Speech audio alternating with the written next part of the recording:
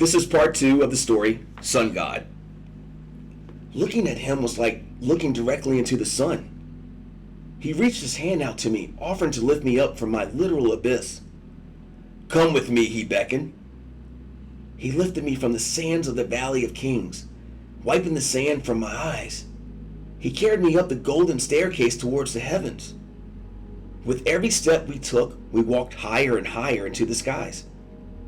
I looked down into the sides of the staircase and almost lost my breath.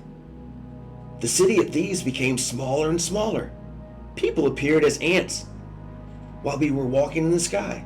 Do not be afraid. I am with you, said Ra. We reached the top of the golden staircase in the sky. With a wave of his hand, the clouds parted, revealing a golden city, a city filled with chariots and horses and warriors and golden people. We arrived at the Kingdom Hall, a royal palace, by far dwarfing the palace I knew in Thebes. The immense door at the entrance was surrounded by heavenly soldiers. My guide held up his hands for the door to be opened. With his cloth arm, he held up his hand, and the door opened slowly. This is the city of the sun, said Ra. Here is where we worship Ra. He is with us. We are him. He walked me through the city, through all the opulence, past all the angelic citizens. We are the city of the sun, he said. All our powers come from the sun, gifted from Ra. Most people do not realize that the sun is always there.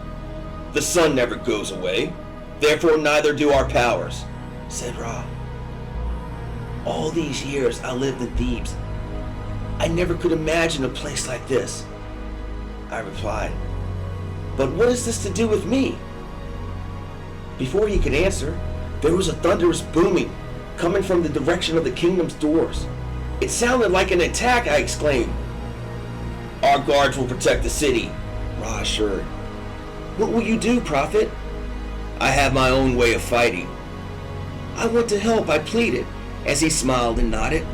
I just need a weapon. Grab what you need, he replied, pointing to some nearby weapons. I will go to the entry of the city to help. The two walked to the front of the city where the golden soldiers were already fighting. Somehow, Pharaoh Mamusa's army found an entryway into the city. The assault was led by Baka, the head of the royal guards for the city of Thebes. I raced to the scene to help Ra, but it was already too late. The prophet had been struck several times in the chest by arrows, and he was bleeding out. I fell to his side. I tried to cover the wounds to stop the bleeding. Hold on, prophet, I cried. We'll get help. It's too late for me, he groaned. But it's only the beginning for you. Amun, listen to me. You are the one. You are him. You are the one written about in the prophecies. The gods led me to you for such a time as this. You will be the god of the sun. I was only here to protect the city until I found you. I couldn't believe the words he spoke. He continued, I will pass on to you the power of Ra himself, and you will become Amun-Ra, the sun god. He touched me. The power of the sun god surged through me. I felt like my body was on fire. It was painful as it was wonderful.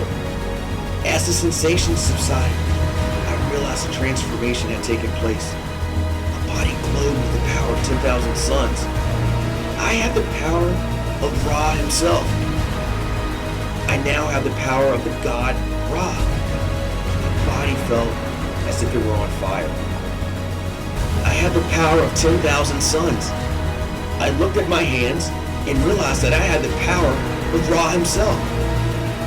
As I knelt down to Ra one more time, he whispered, I'm always with you. And with me, his final breath left his body as his spirit traveled to the judgment of Cyrus. Now there was only one thing to do. I was now the protector of the city of the sun.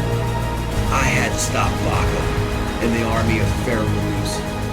The walls around me shook and I screamed in anger, Baka! Like a bolt of lightning, I flew through the gates into the Golden City. I saw Baka and his army were wreaking havoc on the city of the Golden Soldiers. I flew down to help fight side by side with the army of the Golden City. I can imagine how Baka's troops felt seeing me fly above them, not unlike how I felt earlier when Ra descended the Golden Staircase to see me. But this time, I was here as a righteous avenger, and the soldiers were powerless to stop me. The soldiers attempted to fight back, but they were no match against the power of Ra. Almost immediately, the tides would turn. After a brief struggle, Baka knew the battle was over, and he ordered his troops to retreat. As the soldiers withdrew, the sounds of the army of the horse-fed echoed like divine thunder through the city. As Baka whipped his horse and rode off, he declared in vain defiance, "This isn't over!" The city was in ruins, but there was hope. Hope to rebuild again and move forward. The city soldiers gathered around me, cheering loudly, "Ra! Ra! Ra! Ra!" The battle over, a new chapter begun. I knew there was something I had to do. I flew away from the Golden City and into the Valley of the Kings. I remembered the hot sun, the days without water, the vultures. I had to return to Thebes.